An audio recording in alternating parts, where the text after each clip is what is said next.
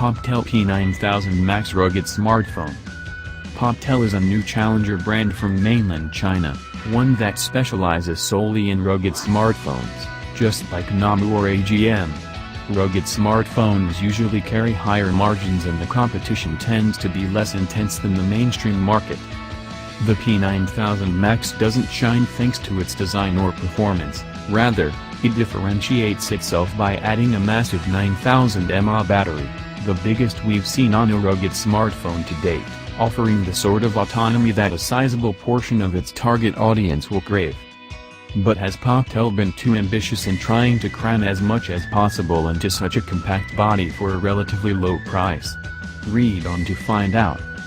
The P9000 Max is heavy at 327 grams, which isn't surprising since that hefty battery was always going to weigh it down, but what was a bit of a shock is this phone's size.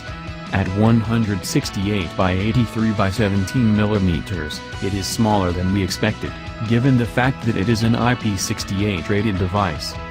It embraces the traditional design associated with rugged smartphones, an 8-side enclosure featuring plenty of polycarbonate plastic, loads of visible screws and a black-yellow color scheme with a bit of metal to reinforce the chassis. Oddly enough, the power button is located on the bottom area of the left edge of the device, which feels unnatural for right-handed users. Instead, the volume buttons are where one would expect the power button to be.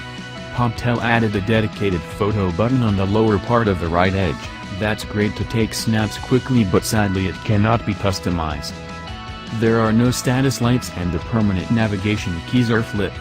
The back button is on the right, rather than on the left, as is the case on most Android smartphones.